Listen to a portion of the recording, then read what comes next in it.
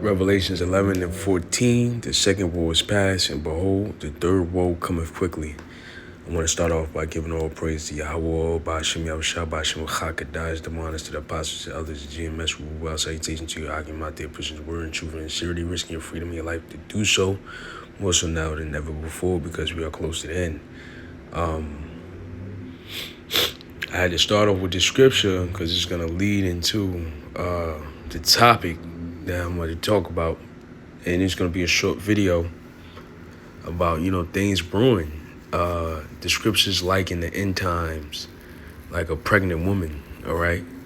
Now, when a woman first gets pregnant, she starts to develop symptoms of a pregnant woman, nausea, vomiting, increased appetite, things of that nature.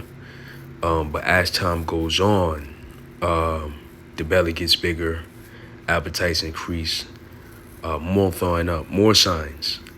Then comes the contractions because the baby is actually moving around, kicking now.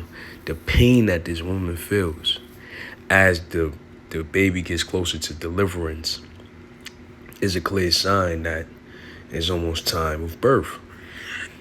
So when the scriptures refer to the end times like this, the more time passes, the more contractions happen with the woman, i.e., more pain and more prophecy being fulfilled on earth. So now we see more and more destruction, more disasters, more nations against nations. We're starting to see more of that earthquake in diverse places, famines everywhere. A broken economy globally. We're starting to see these things because we're closer to the end times, all right?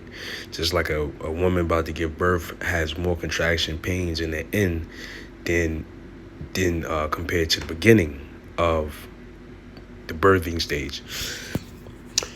So this is from the NPR news network, and it says, can international troops be sent to Gaza? Here's why Trump's plan hinges on it. Now, why would not international troops be sent to Gaza? We understand. Let's go back.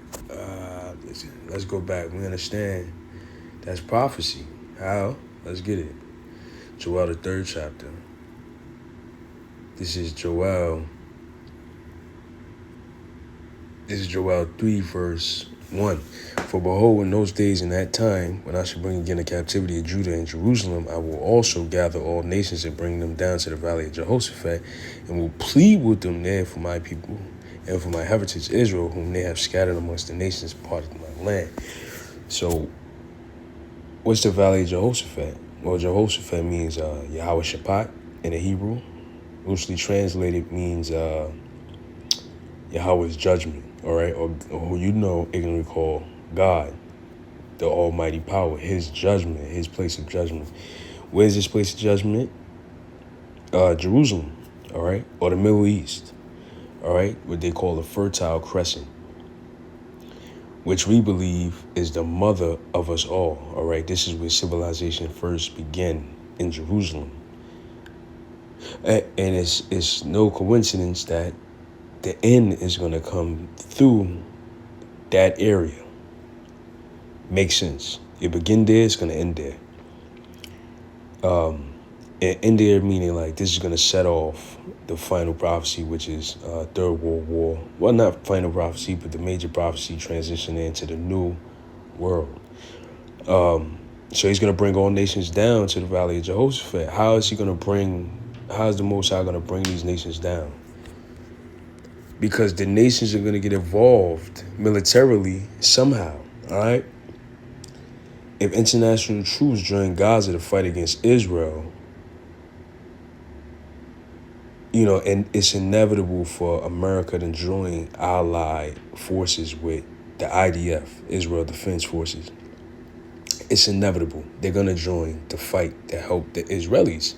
Because we all know, unless you're under a rock, that Zionists rule the government, the head government in America. They're the biggest lobbyists. They're the biggest donators to presidential running campaigns. They're the biggest contributors, all right? The biggest donators, the biggest taxpayers, not taxpayers. They're the biggest welfare recipients, let's say that. Israel is the biggest welfare recipient country in the world. But they pretty much line these pockets of the politicians. So the politicians sign laws to benefit the people of Israel. I mean, that's just the truth. So inevitably, if America joins the fight to help Israel, China and Russia is going to join to help fight the people of Gaza and Iran against that. And then that's just going to bring in all nations. The BRICS nations going to come in. Then the UN and NATO is going to come in. And there you go, World War III. There you go, all nations at war. It's literally war. All nations are literally at war with each other. So it says, when Tenyo Bayan al-Anqa was fatally shot in the head by Israeli military while in a displaced person camp in Gaza last week, according to her family, she became one of several hundred Palestinians killed during a ceasefire between Hamas and Israel.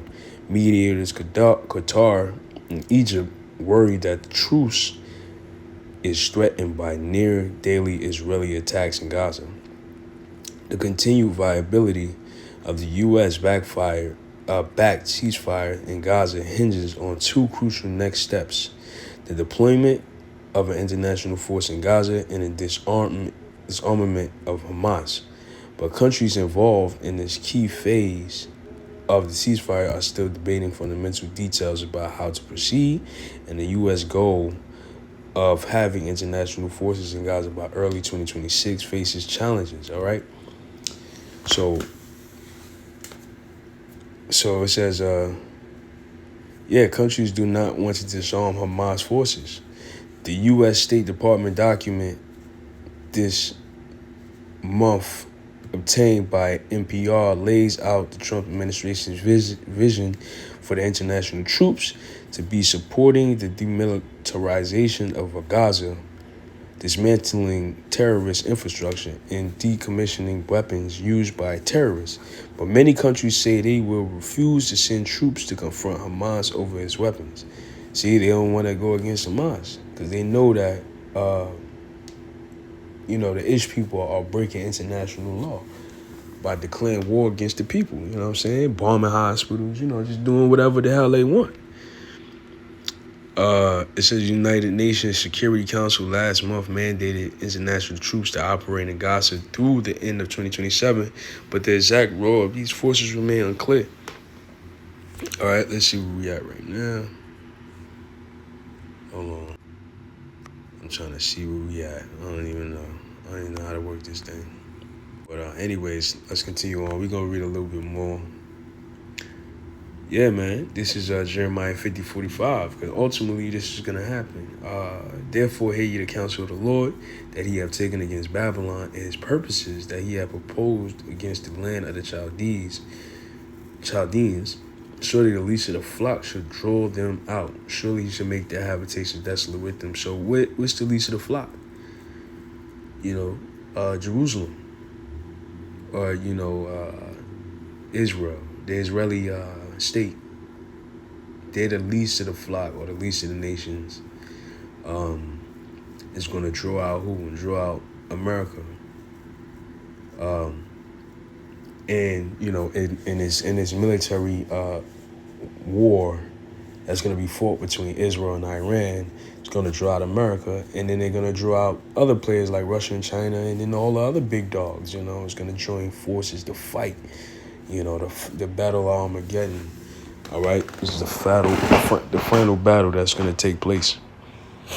And he said, surely he should make their habitation desolate with them, because ultimately we know that, according to prophecy, the whole land of Jerusalem will be wiped out clean by a thermonuclear war. Vice versa, not vice versa, but America is going to be wiped clean to never be inhabited again. The only difference is Israel is going to be, lived in again, but America won't be. And there's that. So they're gonna make their habitations desolate with them. It's it's a lot to read. But that's pretty much